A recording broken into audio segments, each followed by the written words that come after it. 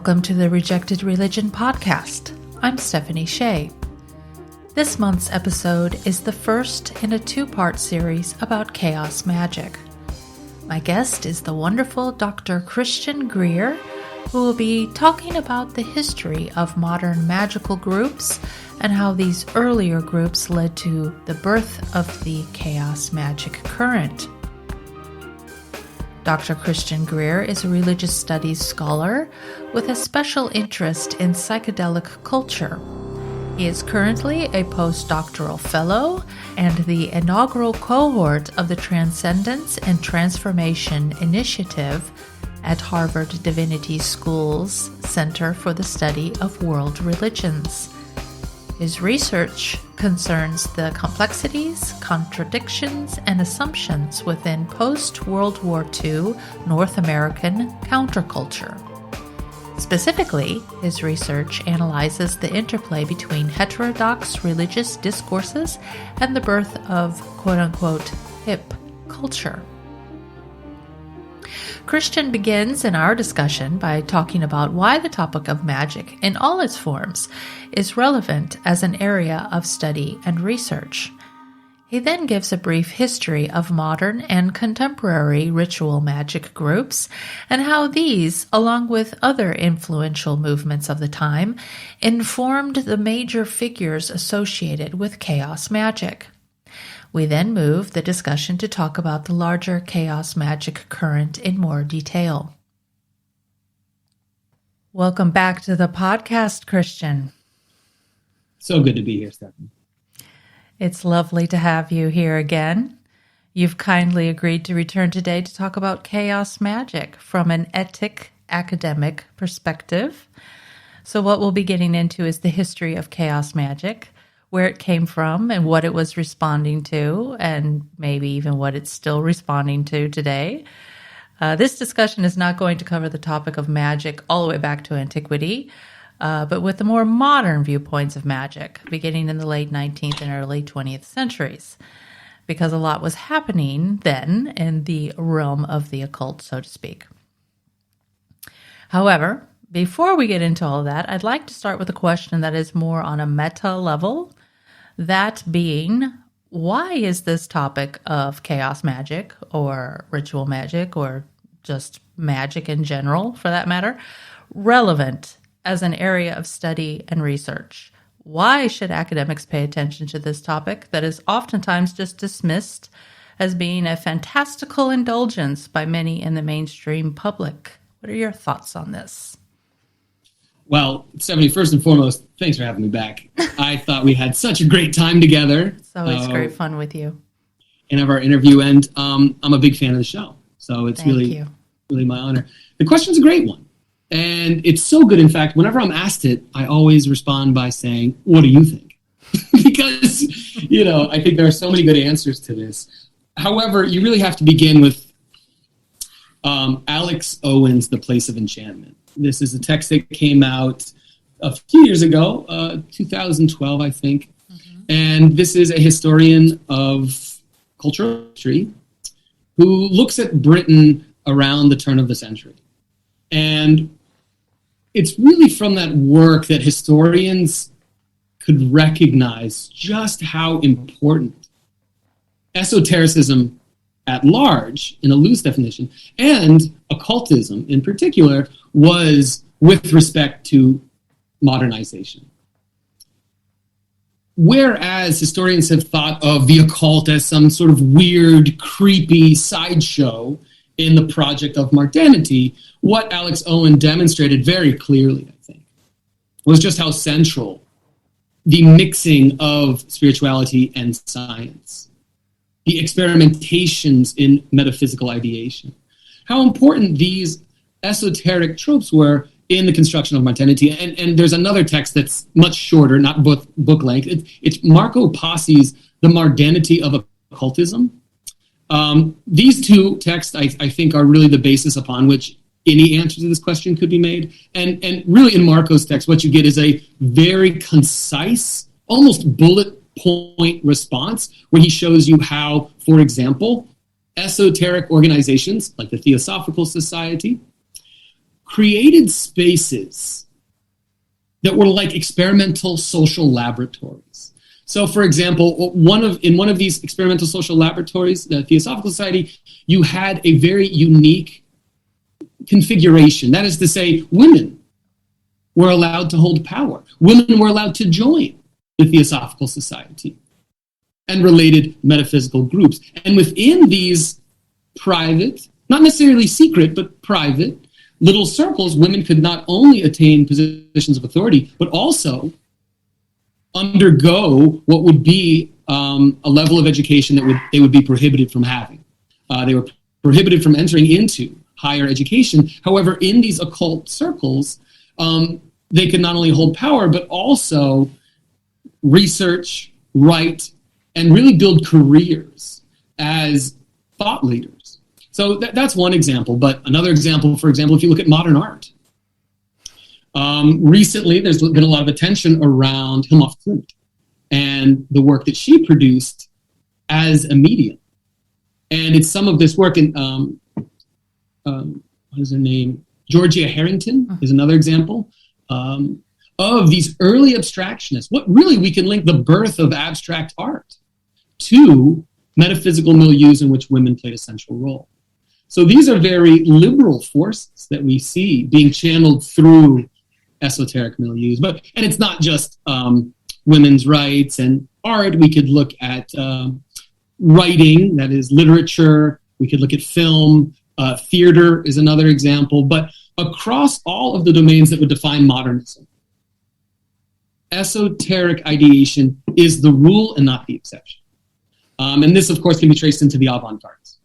And so really it's so obvious. And it was one of those things that esotericism, and to answer your question more directly, magic has always been an object of fascination amongst artists and progressive social forces, as well as conservative social forces. So magic remains an object of fascination that continues to turn the dialectic of history. And I should just say, from my own experience, as a historian of esotericism, being keyed into the normal quality of esotericism, or Christopher Partridge has an expression, a culture is ordinary. Right. So being clued into how ordinary a culture is really gives me a handle when it comes to interpreting the social forces that configure our lives today.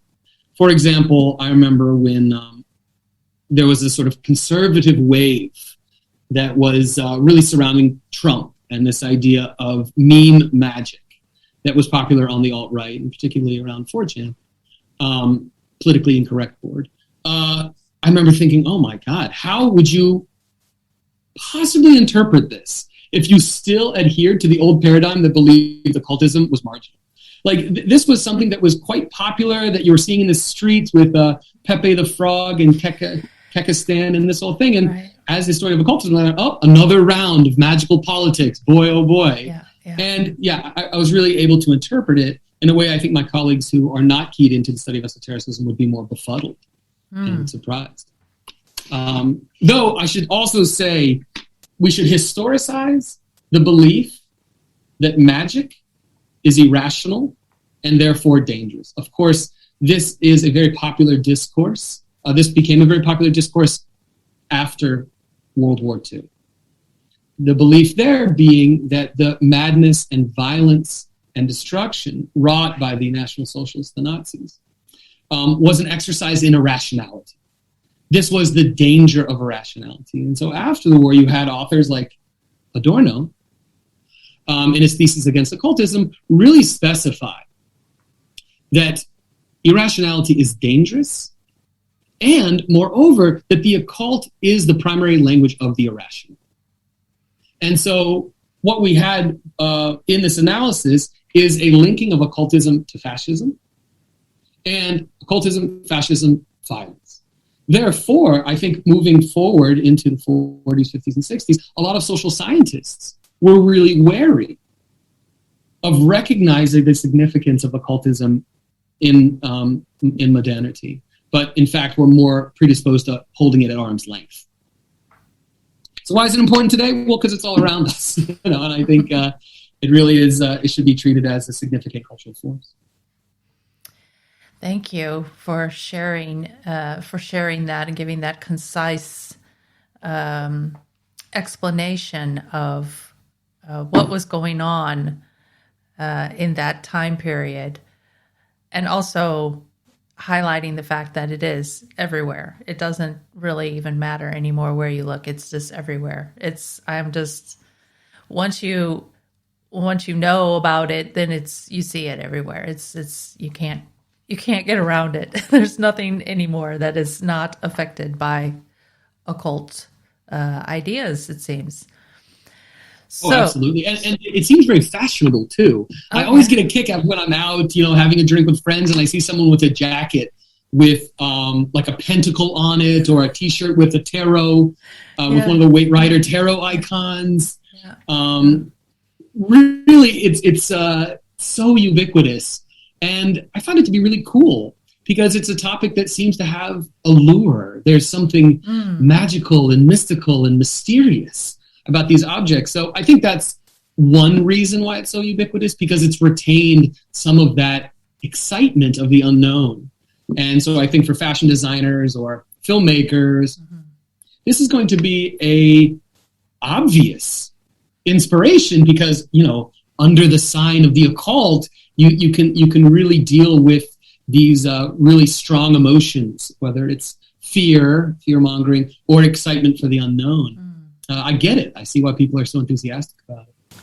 And magic plays right into that as well.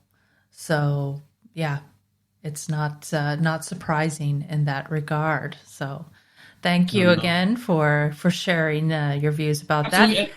One more thing, Stephanie. Sure. I know we got a bunch of questions, but I have to mention, there's this like scholarly ongoing argument that it's impossible to define magic without excluding the most obvious forms of it. This is like one of these old kind of secrets amongst scholars, is that do your best to define magic. It's just such a fool's errand. So if you really want to spend a summer reading in circles as scholars go back and forth, let me really recommend following the literature around defining magic. It's pretty great stuff.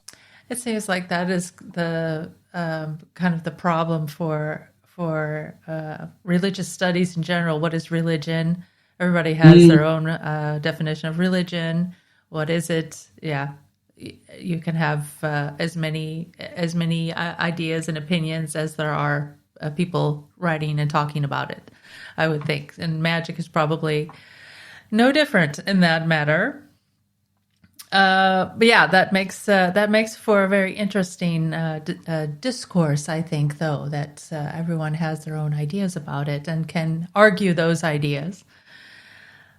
All right, let's shift gears now to some history of magic, that is. I'd like to start with some history of contemporary magical groups, and I'm thinking here of the Hermetic Order of the Golden Dawn, the Ordo Templi Orientis, groups like that, along with important figures such as Aleister Crowley.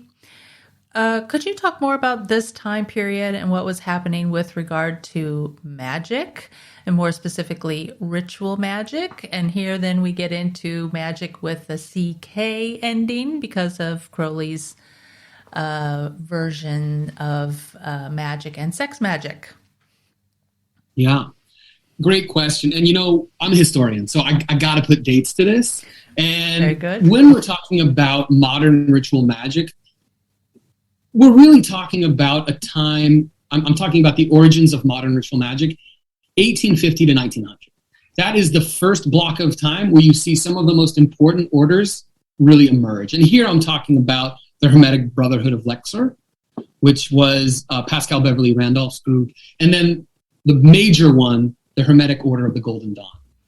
And that's associated with Samuel Mathers, William Westcott, Arthur Edward Waite, these real heavyweight writers on the occult writers. And really, it was those two groups that would lay the groundwork for what we know today as the modern magical society. And what we see when we look at those two groups is really the most important structures, a lot of them based on Freemasonry, but you're going to see the initiation, the degree structure hierarchy, and schools of magic developing that link performance of certain rituals to results in the real world. Now, it's important to really sketch the background of these magical orders, and that background is going to be the Theosophical Society. So I think you had the Theosophical Society make a splash on a global level. North America, Europe, Asia, really it's a global endeavor. And there's a lot of really fantastic work being done on the globalization of theosophy. Here I'd like to mention my friend Ragunko, of course, at the HHP, his work. And his dissertation is going to be fantastic. It talks about Bengal, Theosophists in Bengal. But anyways, with the Theosophical enterprise, you had a very ecumenical, spiritual, let's say an ecumenical spirituality was really coalescing. However, that also created an interest for people to not just talk intellectually about metaphysics and spirituality. You had people that wanted to do it. You had people that wanted to practice the rites that would give them the power that, according to Theosophists, was really something contained in the past. And so you had magical orders formed with the specific intent of performing rituals that would allow them to acquire gnosis, that would allow them to acquire higher knowledge. And depending on the school, magic school that you were a part of, gnosis would be configured differently. So let's just look at the Order of the Golden Dawn, which is, probably the most recognizable modern magical order. And you had major figures there, like William Butler Yeats, the poet and statesman. And of course, you had Aleister Crowley, who was another member of the Golden Dawn. And here you can draw a sort of family tree, and here's one of the rules about studying modern ritual magical societies. They always schism. Always. There's always going to be a schism. And so this is where the sort of family tree of modern ritual magic societies can be drawn. Because from the Golden Dawn and the schisms that really racked it, you had Crowley really develop his own school of magic. This would be Thelema. Mm-hmm. And as he was developing a new school of magic really based on Thelema, he came up with his own way that would be practiced, which he coined a term which is scientific illuminism, the aim of religion with the methods of science. And so really, when it comes to looking at modern occultism, Crowley is such an important figure, not only by virtue of the associations he had, but also the orders he founded. So Thelema would be the religion that was revealed to him in 1904 while in Cairo. And from this, or alongside this, he would create his own orders, two of which are pretty important. The first is the AA, Silver Star, which, as far as I can tell, and in my conversations with Egil Esperum, who's something of an authority on this, it wasn't so much of a group where people would get together and perform. It was more like a correspondence course that you would take with Crowley. So it seemed to be more individual and something very much tied to Crowley and your relationship to him and the system he had created. The other organization that bears mention with respect to Crowley is the OTO, Order Templis Orientis, which Crowley did not found, incidentally. It was founded by a triumvirate in the early 1900s, really under the direction of Theodor Reuss, who is a German, something of a Cagliostro figure, who was really fascinated with Freemasonry and took that structure and then filled it with his own particular beliefs, specifically those related to sexual magic, those related to performing sexual acts, not solely for the pleasure involved in them, but with the intention of achieving higher knowledge, with the intention of achieving higher insights. And Crowley was, in fact, brought into the OTO as its figurehead. And so that society is carried on to the present day. In fact, maybe some of your listeners are part of the OTO or in a city where there is an active lodge. For example, I remember I was vacationing in the Bay Area, and I was reading one of those really wonderful street news flyers, about various things going on. And, oh my God, there's an OTO lodge in Berkeley, and they're having a Gnostic Mass. I got to go check it out. My partner was like, I'm not going. I'm like, well, I have to go. I mean, so if you check your local street weeklies, you might be able to find a lodge near you and check check in on it. And I have to say, it really is worth it. Being able to visit a Gnostic Mass performed, it's a spectacular event, and I think something that all students of esotericism should check out if possible. But moving beyond the OTO, if you look to the 1950s, we're really now talking about a new branch of magic, which would be the Typhonian strain of the Order Templi Orientis. This is Kenneth Grant, who was working very much within a Crowleyan framework, but so creative, he's so innovative, really taking it in a very different direction.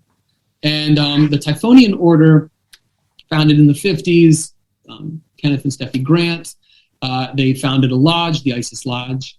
And here I have to mention the work of my friend Heinrich Bogdan, who's done some fantastic work on the Typhonian order. And it was actually last summer, in the depth of the pandemic, I was talking to Heinrich, and I was like, I want a new project. I want to look into something that's really expansive, and I'm looking for something new and something fresh to do with all of this kind of downtime I have. And he was like, oh, get into Grant's, what do you call 3 trilogies connected? What's a 9-book, what's a trilogy of 9 books called? I don't know. Don't know. No, who knows? But his cycles of books, beginning with the Magical Revival, Aleister Crowley, and Cults of the Shadows. And Kenneth Grant really elaborates such an expansive cosmological worldview that is so creative and so original. I think a lot of people were really influenced by just the sheer courage, intellectual courage and vision of Kenneth Grant to really create a new cosmology. And really a lot of the popularization of H.P. Lovecraft can be traced right back to Kenneth Grant and the way in which Lovecraft featured in his Typhonian view. And then, of course, you have other groups like Gerald Gardner, an associate of Crowley, who would go on to invent Wicca, who would go on to invent what we would know as the most recognizable form of witchcraft today. Gardner was a self-professed pagan, a self-professed witch, and really the history of modern witchcraft goes right back to him. Also, you have Anton LaVey's Church of Satan, which I would say is another, which deserves to be included in this sort of family tree. Very California. Let me just start by saying the Church of Satan was a very California thing because it presented itself as a secular magical order. Secular magical order. So the rites were there, what I like to think of as the smells and bells. The most fun aspect of any magical order, the smells and bells, very much in place, though without all of the heavy, dense ideology, if that's the way to put it, or particular ritual teachings. Anton LaVey really was into the theater and how theater could be empowering. And I think Anton LaVey really, if you look into LaVey Satanism, which is not my expertise, but from what I know, it seems to be very much based on sort of might is right, Ayn Rand style self-empowerment, self-improvement. And it wasn't until later with someone like Michael Aquino's Temple of Set that you get a theistic, satanic magic order, where Satan would be looked at as a non-empirical entity that you can make contact. So a slight difference there. And it's really from OTO, Golden Dawn, Typhonian Order, and Church of Satan. It's really from these schools that we can really start to see the milieu in which chaos magic would have taken shape. That was very much a formative influence on the progenitors, the creators of chaos magic, which would be Peter Carroll and Ray Sherwood. Really, when it comes to looking at where chaos magic formed and what was the influences, we're looking at people who were really steeped in the history of British occultism and really attempting to do something new, to absorb the lessons of the past, to learn from the mistakes, and chart a new course for the history of occult philosophy. If I may come back to what you were talking about, Kenneth Grant and the Typhonian tradition, Were the entities that Grant was writing about, talking about, were these considered quote unquote real, as the Temple of Set took Satan and made it theistic, and a non-corporeal entity that you can actually engage with? Oh, absolutely. Was Grant taking the old ones from Lovecraft and purporting them as being real entities that you could interact with? Yeah, so Kenneth and Steffi Grant were allegedly very much in contact with the old ones, and not simply the old ones, but a variety of non-empirical beings. Yeah, and it was from their capacity to channel these very atavistic forces that they were able to really rewrite the history of magic.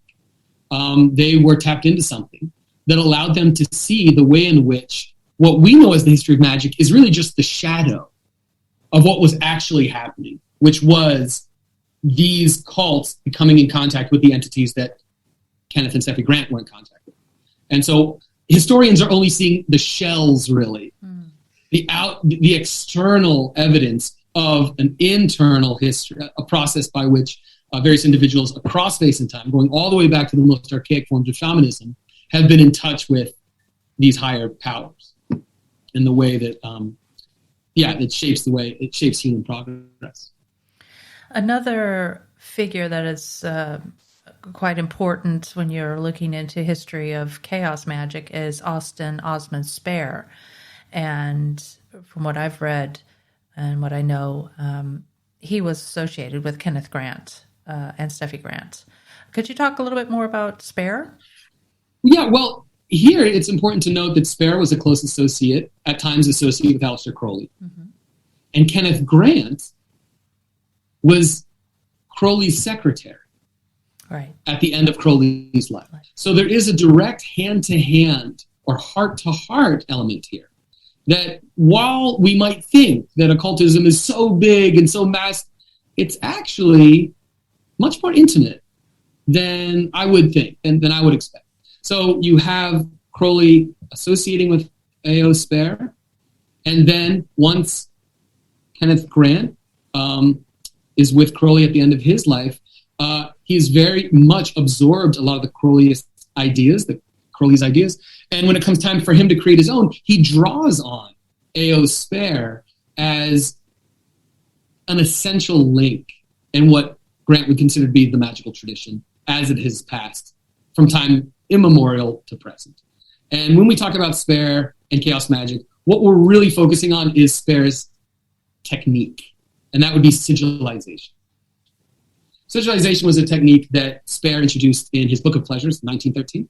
And let's go into it. Why not? Because it's going to feature pretty big when we talk about chaos magic itself. Is one way to define it is a focus on results, and to hell with the metaphysics. It's experimental. What do they say? Belief is a tool. Adopt the beliefs that work. Adopt the beliefs that let you get what you want.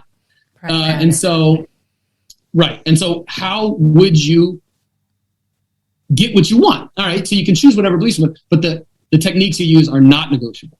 Well, one of the main central techniques in chaos magic is sigillization, which Spare really perfected. And in a nutshell, it's you have a desire. You wish to possess money. You want some more money, we'll say, okay? So you would take a pen and a piece of paper and you write down what it is you want. You spell it out. I would like, we'll say, $500.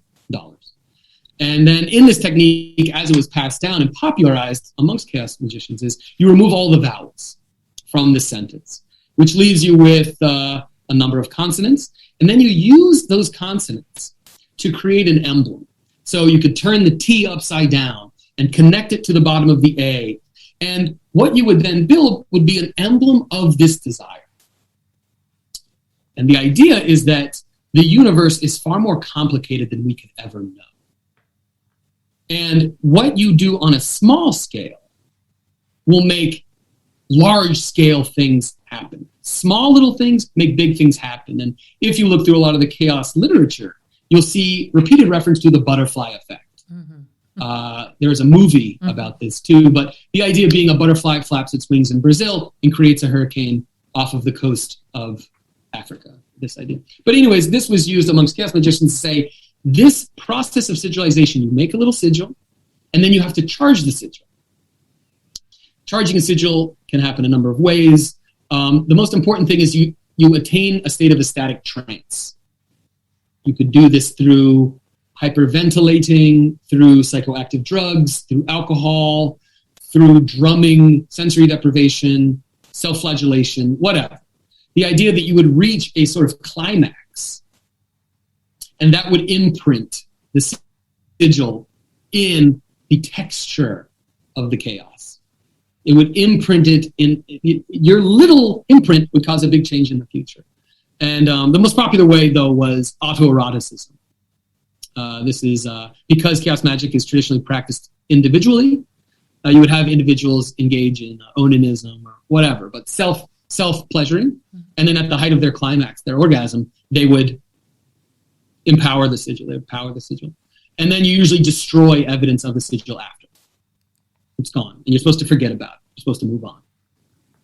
And that practice is called sigilization. It's the most recognizable chaos magic practice. Though there would be many, many more. None would have the same, I think, popularity as that. And you even see this particular focus on results filtered out of the chaos magic milieu, which we can really date from 1979 to present. It's still around today, very much so. And we can still see that being used today. For example, with meme magic, it's often identical. Though I doubt a lot of the people who use meme magic are even interested in knowing about the history of where it comes from. It's a very chaos magic approach, actually. I don't give a shit where it's from. It works, so I do it. It's that pragmatism that really is so central in the chaos magic movie.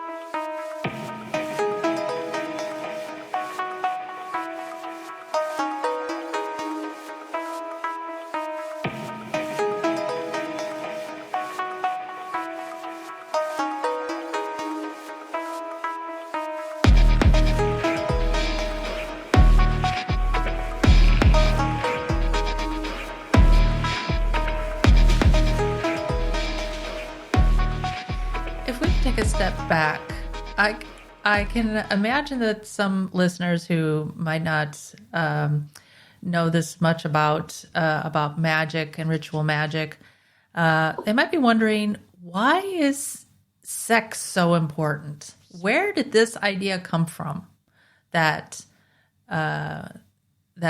ritual magic, including sexual components, practices. Where did this idea come from? And why was this considered so important? Well, I think that's a really large question. What is the role of sex in not only occultism, but spirituality and religion? And it seems as though it's integral. It seems as though either prohibition or prohibitions on various sexual behaviors have been integral in almost every spiritual and religious tradition across time and space.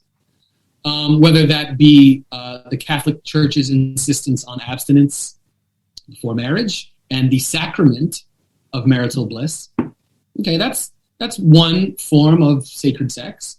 To, you name it, really across the board. To the insistence that certain Buddhist monks remain celibate their entire life.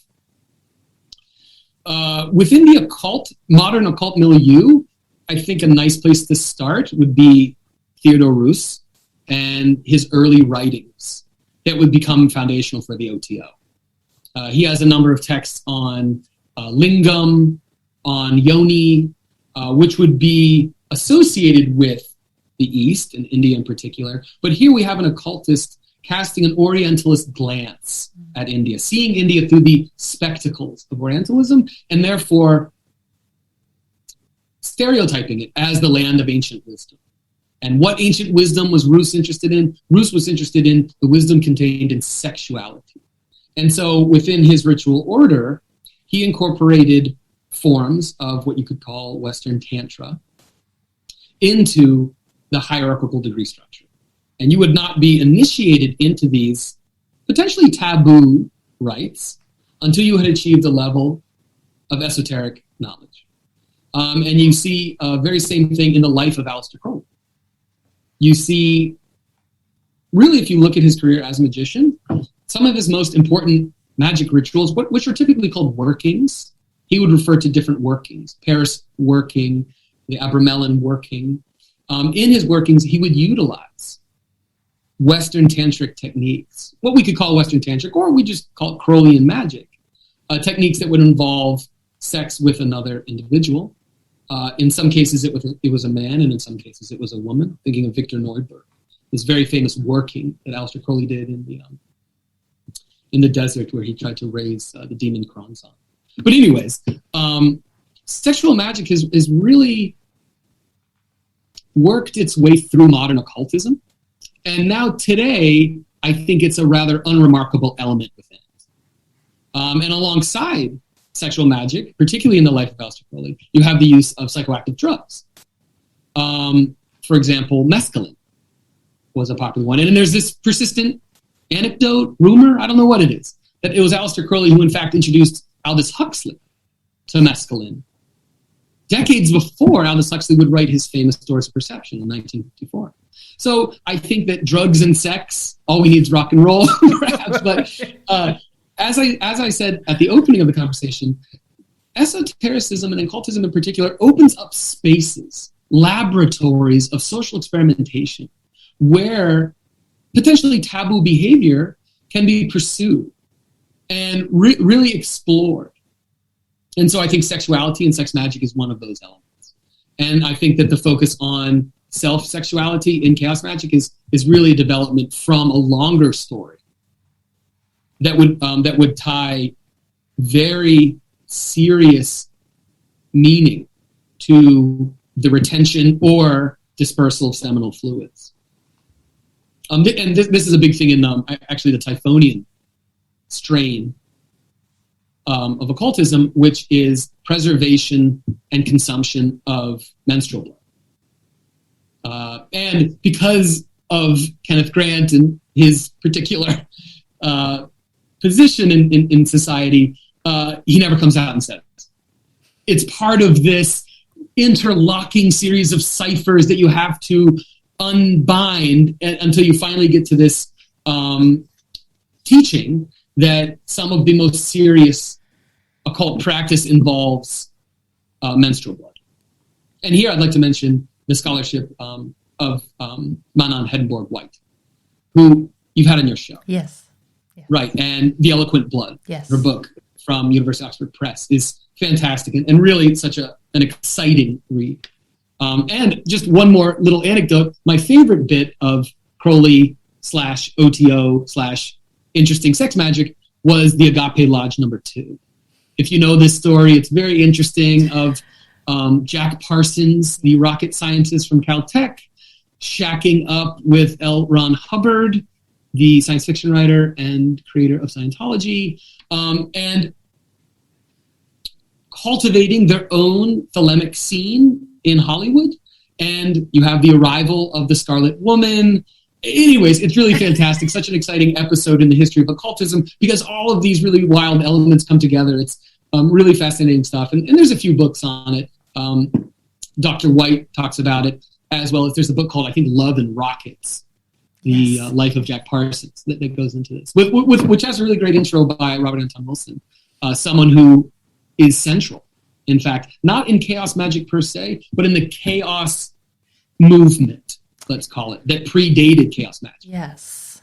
Well, that's a wonderful little segue into another important group that influenced the magical thinking around chaos and how chaos relates to magic, the Discordian Society. You've already talked about the Discordians in an earlier podcast episode, but could you zoom in today on the influence this group had on the way people thought about magic, and more specifically, chaos magic, because Discordians were about the goddess of chaos.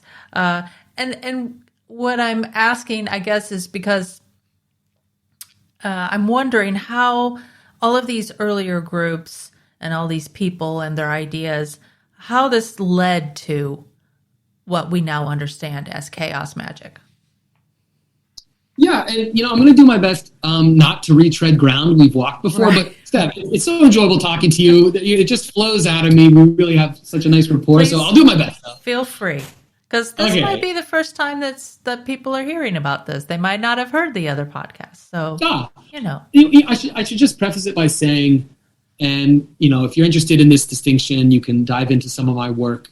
It's on academia.edu, and if you look at any of my stuff on Discordianism, I try to make this point. And I think it's a really significant one, which is chaos magic is a strain of the chaos movement that is more or less indigenous to Britain.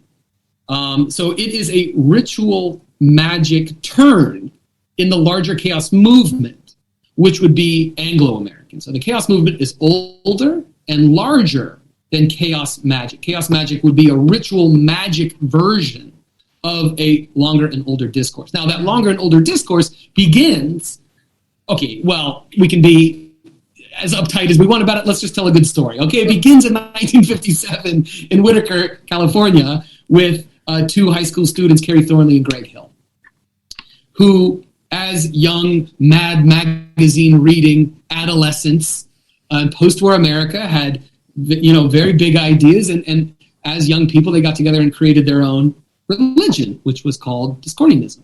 And they thought there was so much chaos in the world, well, you might as well worship the being that has the most power, and if chaos is everywhere, we should worship chaos. And so thus Discordianism was born. It's also known as Aresianism, and it's based on the worship, or let's say the veneration. Worship is a little heavy. Let's say the appreciation of Ares, the Roman Ares, Greek Discordia, the goddess of Ares.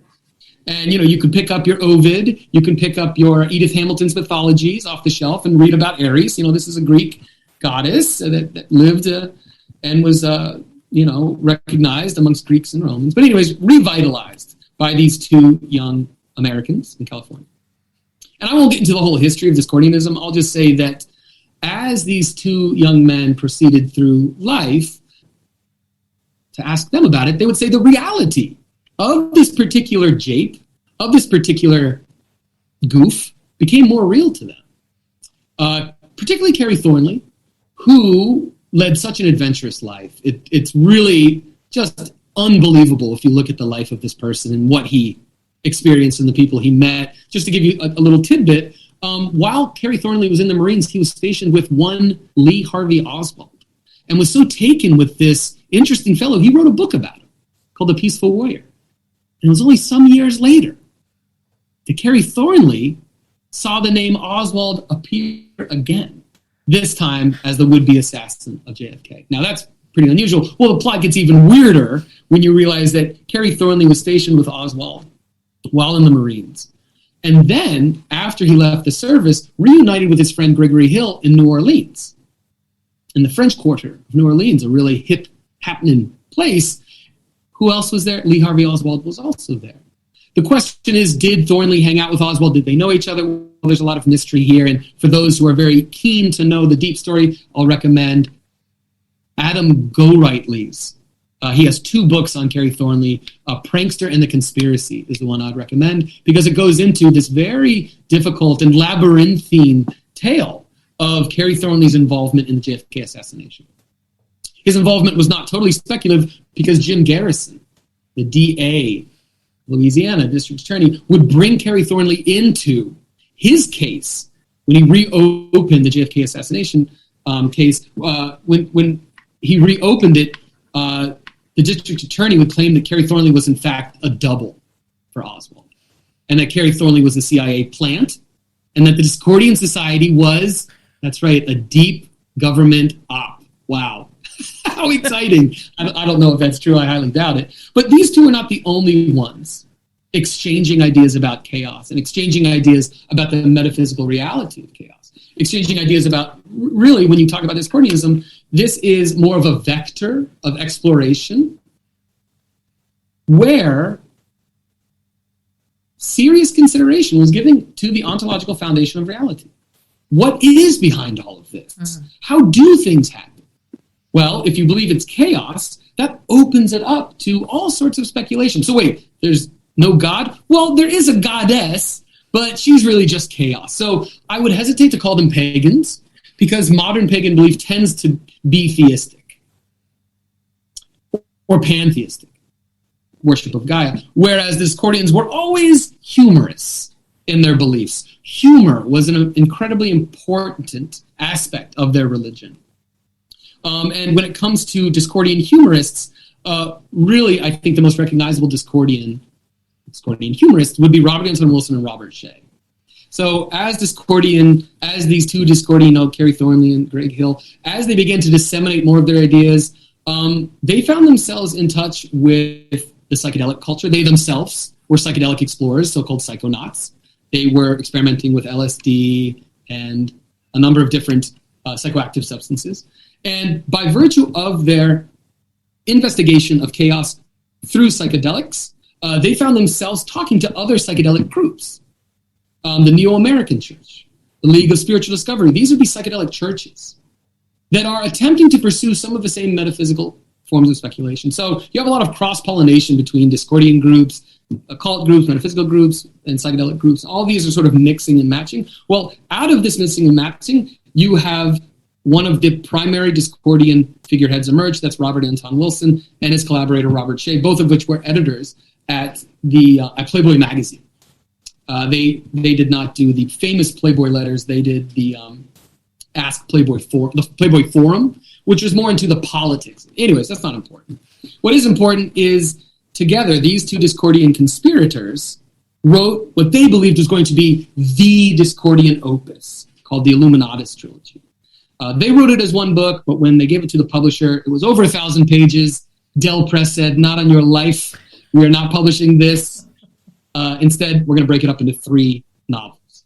And the Discordian Trilogy, as it came to be known, the Illuminatus Trilogy, was supposed to come out in 1969 at really the peak moment of the psychedelic enthusiasm, we can call it that. But instead, it got held up in publication until 1975. So by the time it came out, the moment had passed. It actually seemed a little bit out of date, seemed a little bit naive with respect to what the psychedelic revolution would occur, how it would change society, because by 1975 it didn't. But anyways, the Illuminatus Trilogy, despite never being reviewed in any mass market publication, it became a watershed moment for a lot of occultists. The combination of Discordian humor, occult knowledge, political revolutionary ideologies, particularly anarchism, and futurist speculation. I mean, it's 1,000 pages of this. It's impossible to resist in a lot of ways. And so the book really did popularize chaos as a touchstone for modern psychedelic occultism. And I consider, the reason I'm talking about psychedelics so much is it's important to recognize that occult ideas pass through the portal of psychedelic culture. That really you could talk about occultism before and after the popularization of LSD. I really don't think we can talk about a culture today without recognizing the centrality of psychoactive substances. So anyways, amongst the groups, amongst the scenes that really absorbed the Illuminatus Trilogy was, we can make it geographical, Leeds, the UK, and even a shop in Leeds in the UK in the mid-70s. This would be Chris Bray's Sorcerer's Apprentice occult bookshop in the mid-70s. This was the node. This was the nucleation point for chaos magic. So you had psychedelics, you had political, you had occultism, you had all these things in the air, really centralized at this one bookshop in the UK. And it's really here that the story of chaos magic begins properly, with these two characters, Peter Carroll and Ray Sherwin. They would frequent Christopher Bray's Source Apprentice. Across the street was a little coffee shop that Bray also owned, and they would meet other occultists. And in here, they would start to talk much more serious about what chaos meant, specifically with respect to ritual magic. And so in 1978, Peter Carroll published the first major book of chaos magic, which is Liber Null. And Ray Sherwin, right behind him, published the Book of Results. You can really tell, Book of Results, you can tell the main intellectual thrust right there, which is to hell with all of these outdated, archaic, dusty volumes of theory. It's time for us to practice. And when it comes to understanding chaos magic, I think the two best resources would both be written by Colin Duggan. One is his contribution, Chaos Magic to the Occult World, Christopher Partridge's big anthology. And the other one would be Perennial Iconoclasm, which appeared in Contemporary Esotericism. And that's a perfect term, perennial iconoclasm. Chaos magic is perennial iconoclasm. What do I mean by that? According to Peter Carroll and Ray Sherwin, ancient wisdom was always in a process of being revealed and then institutionalized and silenced. Revealed, institutionalized. So they are perennial iconoclasts, which is to say esoteric knowledge has to continually be liberated from the ossified structures that would turn it into a church or an order or a school. Continually, I like to think about this as the eternal rebellion. You always need rebels to break the truth free from the structures that would enclose it. So chaos magic was an attempt to liberate the truth from the creaky institutionalization of magical orders that had dominated really from 1900 to present. And you had this, with the punk spirit of the mid-70s, you had these two occult ass kickers really attempt to change the game. And they did this by saying, yes, we're going to take this idea that chaos is the substratum of the universe, dispel with all of the rules and regulations that have structured ritual societies up to now, and begin anew. And how did they do this? Well, they said, listen, belief is a tool. This was one of the principal Discordian ideas, that you should have ideas, don't let ideas have you. That really, you have a lot of these different techniques that chaos magicians would use. For example, for each day of the week, they would move, on Monday, the ring would be on their pinky, and they would be evangelical Christians on Monday. For Tuesday, they would move it to their ring finger, and then they would be Gardnerian pagans. And then and each day of the week, they'd have a different worldview or reality tunnel. And the idea was that you would decondition yourself from any stuck or fixed position on reality to really appreciate just how malleable the cosmos was. It was almost like the cosmos would shape itself according to the perspective that you adopted for that particular day. So here I should just say that from these two books, you had Carroll and Sherwin form their own order, which was the IoT. And in fact, that was announced in the third issue of their Chaos Magic Journal, which is Chaos International. And here I should say that once they launch Chaos Magic and their journal into the world, Chaos Magic becomes more of a space than an actual school. Chaos Magic becomes a space of experimentation because it's so individualistic. It's not based on one belief, it's based on a meta-beliefs containing all beliefs. And what that means is you have a lot of different people developing a lot of different ideas about what chaos magic could and should be. So in many ways, it was an experimental paradigm for magical efficacy. We don't care what you believe, but how do you get those beliefs to come true? That's the experimental angle that they really focused on. And this broader chaos magic space included, of course, Carroll and Sherwin's IoT, which didn't really seem to be a sort of let's meet every week and do rituals together, as it was more of a network of people in touch with one another. Okay. But alongside them, you had, of course, various Discordian groups, and alongside them, you had the Temple of Psychic Youth, that was Genesis P. Orge's group, and alongside them, you had, of course, the OTO, you had Gardnerian Wiccans. So all of this was very much a scene that was coalescing. But within this scene, it was clear that chaos magic was where it was at. It was where all the hipsters were doing. It was so cool, so fresh, so fun, and not tied to all of the, I don't want to say bric-a-brac, but familiar icons and ephemera that go with ritual magic. So instead of, robes and what do you call the ritual daggers in? Athema? Oh my God!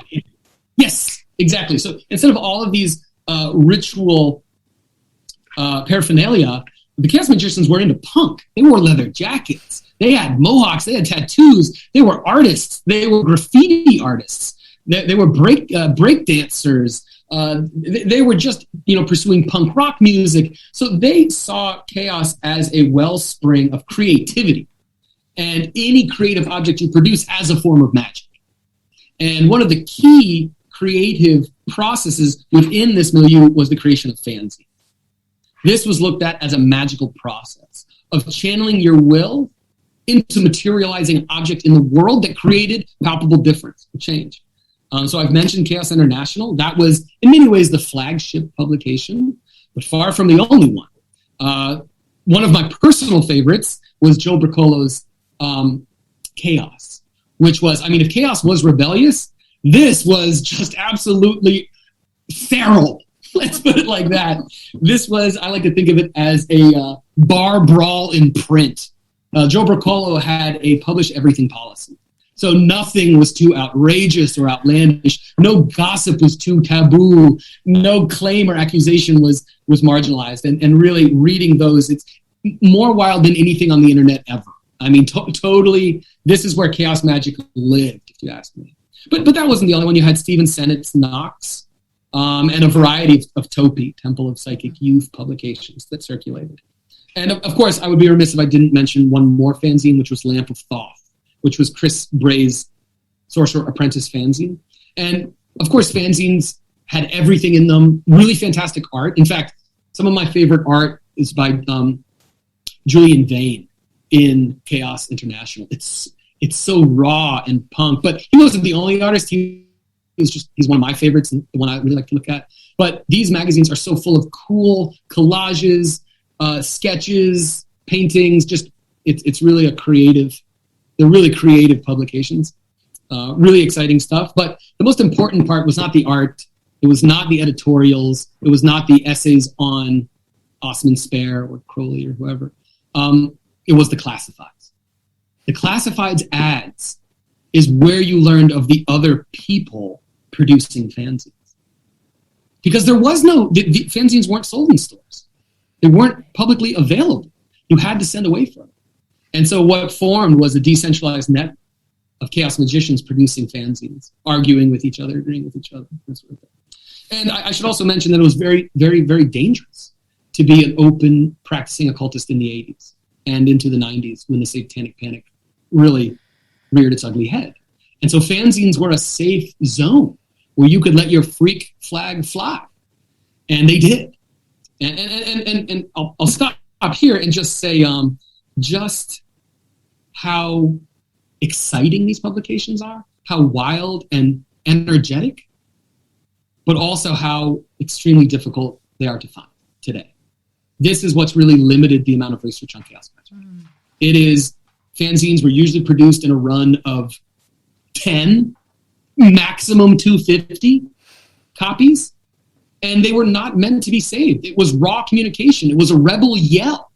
It was a mode of communication that many people considered to be disposable. And so you didn't have, libraries didn't collect them, universities didn't archive them. And so as a scholar of chaos magic, it's really been, it's a part-time job for me to make connections within this milieu, to try to find some of the aging members of this scene, and to ask if they have any archives, and to get those archives to a university library, or just PDF'd online. Right, yeah. But because of the stuff being shared, they're often very hesitant to do so. It was very intimate stuff. And they never thought, ever thought, that a scholar would come knocking on their door asking to pry into their private conversations. I mean, how would you feel if a scholar asked you 20 years from now to look at your Facebook messages or your text messages? You know, there is a fine line there, and I try to be respectful of that. Yeah, right. Understandable. It's so important. It's an important aspect of this whole scene. But at the same time, we are talking about real people with real lives. And that is kind of a fine line that you're walking there. So I can appreciate that. I'd like to go back to what you mentioned before about the argument that Colin Duggan makes about perennialism and iconoclasm, and how these two principles seem to be in opposition to each other, but also working together in some ways. That the idea of a perennial wisdom or a perennial tradition is invoked, but not in the quote unquote traditional way. It's invoked as innovative, that this new thing that has come along is the tradition. So each innovative new thing is a part of this perennial tradition. Am I understanding that correctly? Yeah, exactly. Okay. It's a perennialist view, which is the idea that sacred wisdom exists in every manner possible, each being an expression of a core truth.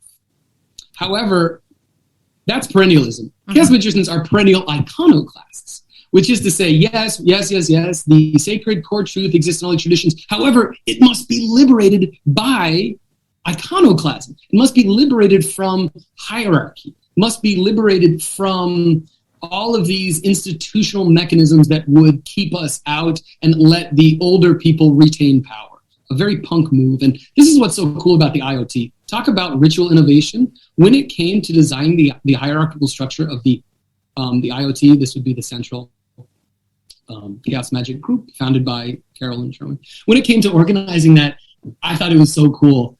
They have the central, so you join and there's no hierarchy, because they believe that hierarchy will only prohibit the new liberation of knowledge. So, however, there is structure.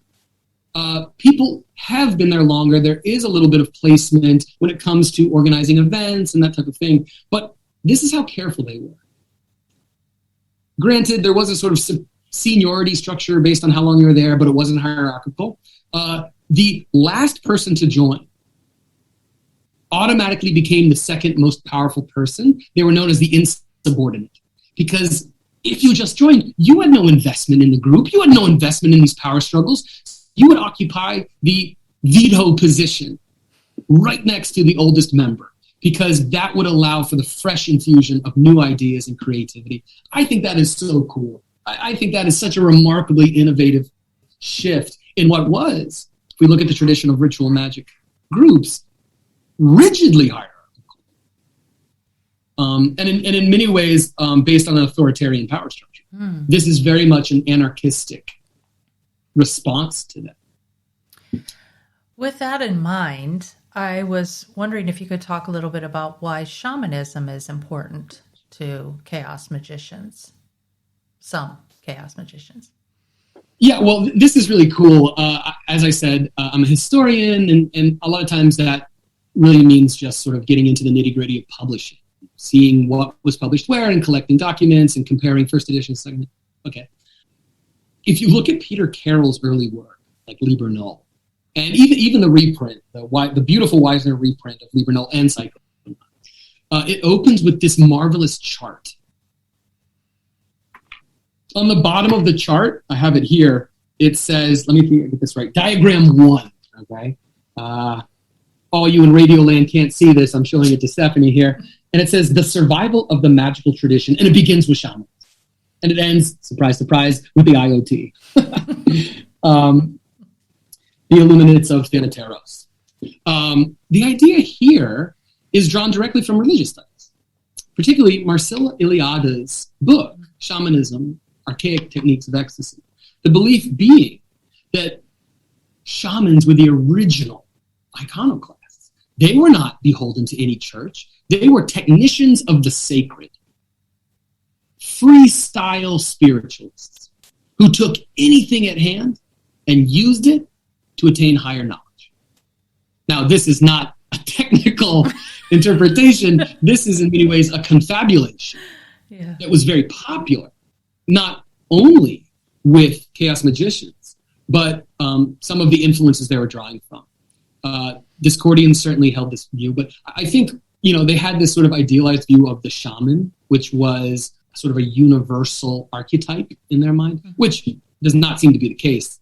Shamans are a particular ritual technician from Siberia, with a history of anthropology. Anyways, a key informant here would be Carlos Castaneda.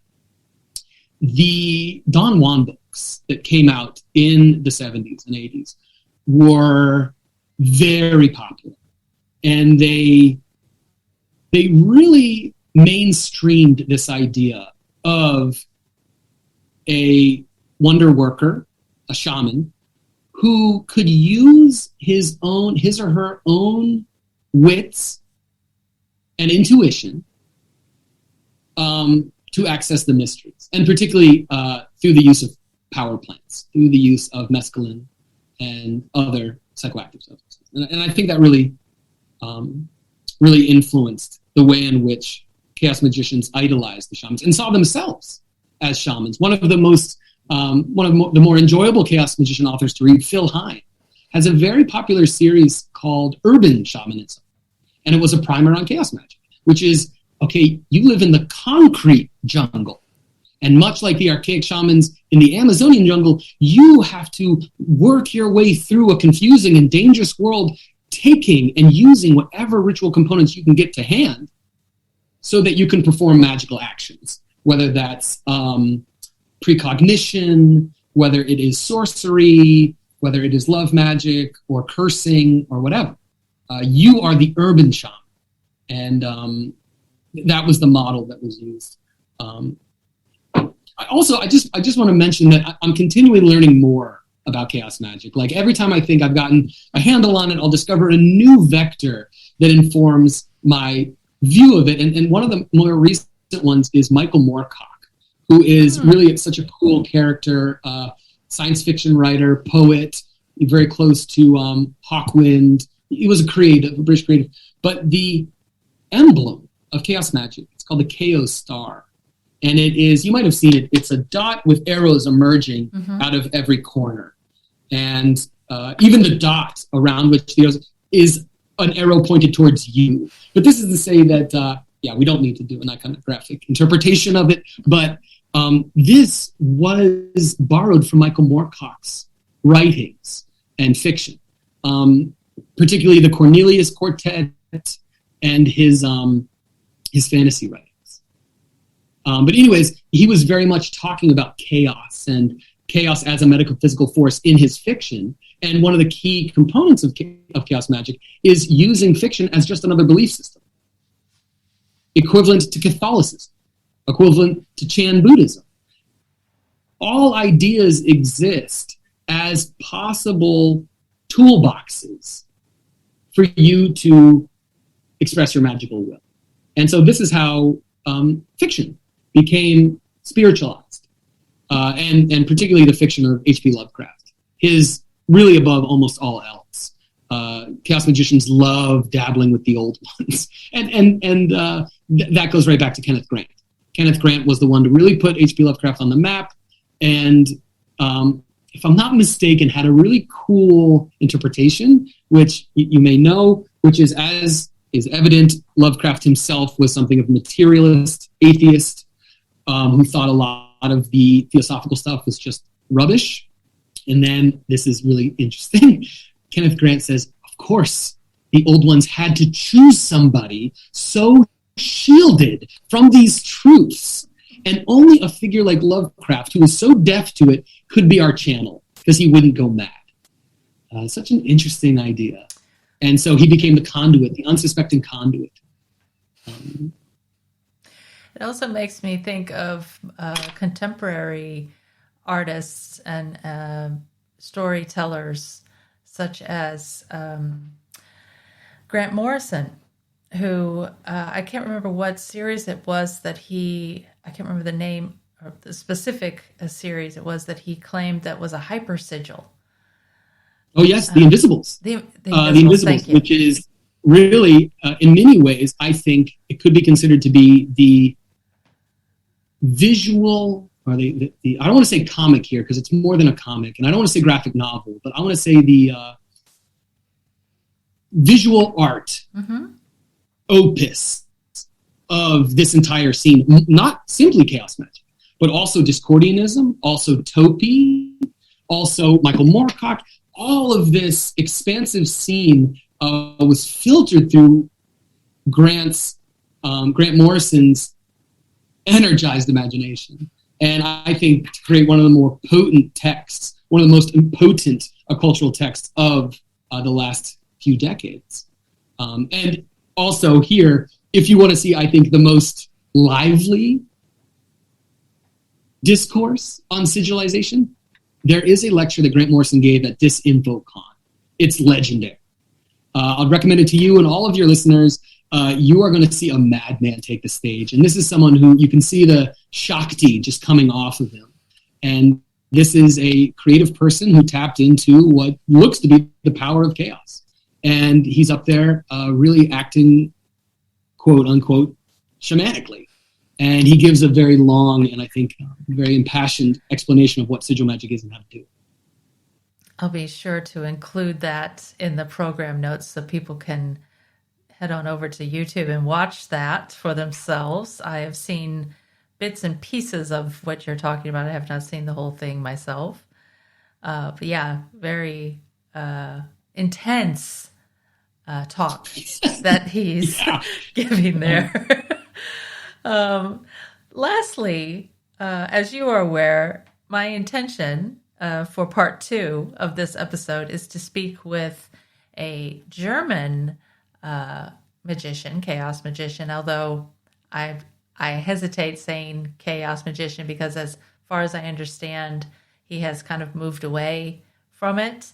But as he was quite involved in the Illuminates of Thanatos, from a German perspective, this man's name is Ralph Techmeyer. He was also known as Frater VD or UD. A colleague of mine in my network has interviewed Ralph Techmeyer for German university students and shared that with me and was wondering whether or not I would be interested in speaking with Mr. Techmeyer. And I thought this might be a nice way to combine an Etic discussion, as we are doing now, with an emic or an insider discussion, with a live, living magician, and to ask Mr. Techmeyer about his own experiences with chaos magic and other forms of magic. So I'm looking forward to speaking with him in that regard. But I'd like to know if you have any questions that you would like to ask Mr. Techmeyer that I can include in my list. Yeah, and I appreciate that. I really do, because as I said, having devoted almost 10 years to studying this stuff, all I know now is that I don't know much. I'm only discovering how little I know. And I'm in the same boat as you. It's a great boat, too, let me tell you. Really, it's sunny on the, it's great. But let me say, what's always fascinated me is chaos magic zines were very much a cottage industry. They're usually produced by one person, sent out to a network of 10 to 100, very small scale. That wasn't the case with Chaos International. Chaos International, as the name suggests, was international. And that's not just hokum, because what's really interested me is from the earliest issues on, there are full articles and reviews in German for what was ostensibly a UK-based movement.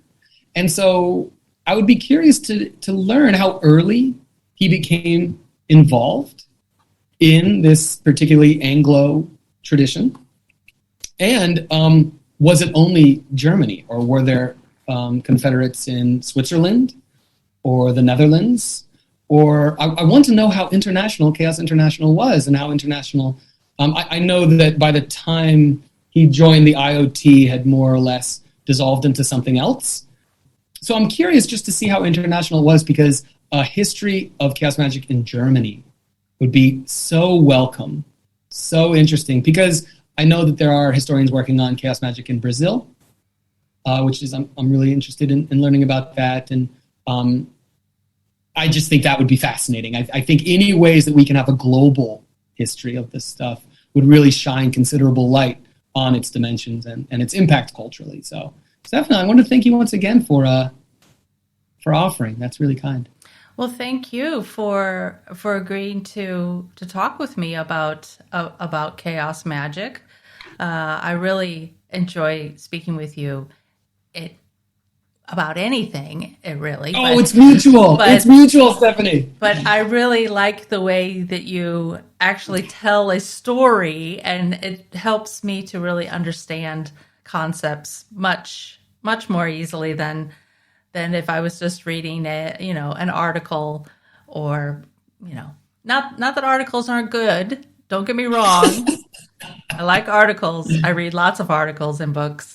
But it's nice to have that, that engagement with a live person, that you can talk to and have have a laugh with as well. So, thanks a lot. Well, Stephanie, this is, with your permission, could I puff my own seminar, The Visions of the Occult? Please do. Would that be allowed before we sign off here? I should say that, one of my deep passions is teaching the history of esotericism.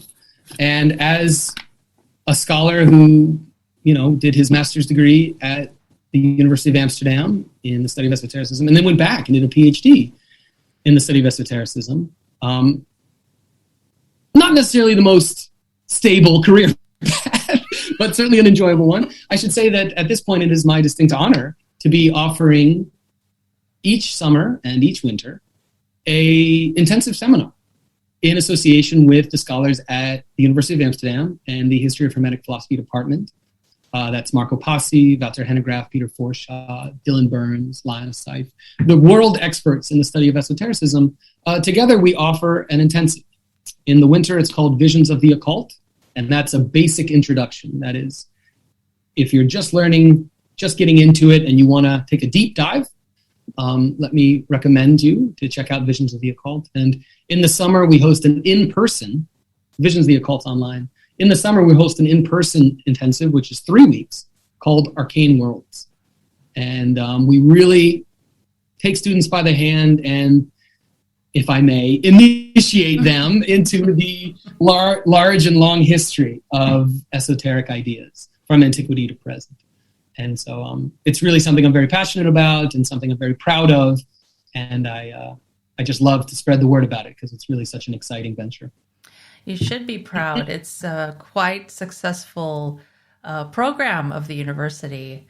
I have some inside knowledge about that, about all, all the people who are applying for this. And it's one of the most popular programs, as far as I understand, with regard to applications. And from what I hear, of course, afterwards, that everyone is incredibly enthusiastic about learning with the fabulous group of instructors.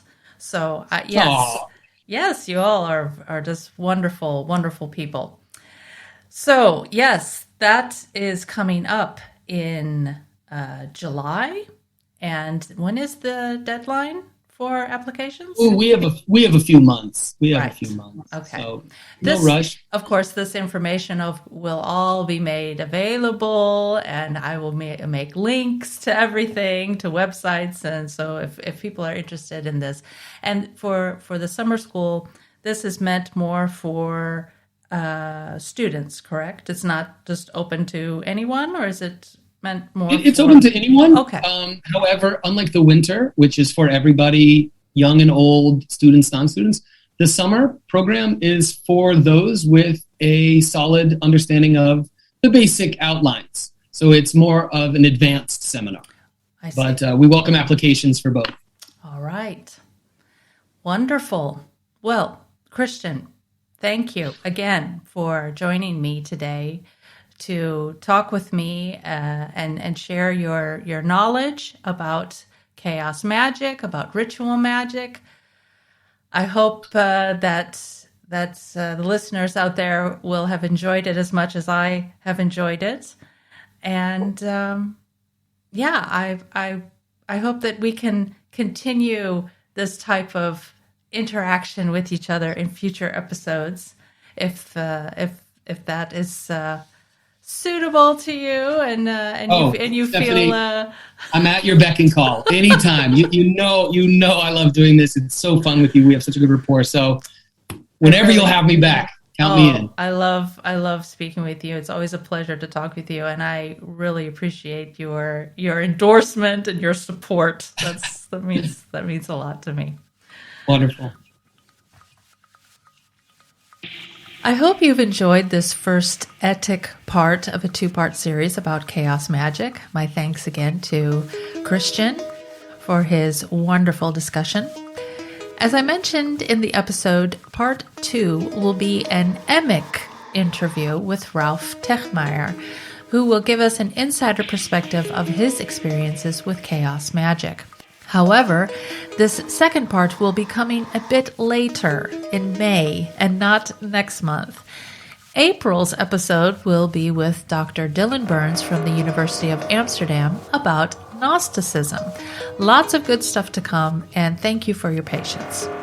Please check out the program notes for all of the links, and if you have a moment, leave me a comment on social media and let me know what you think.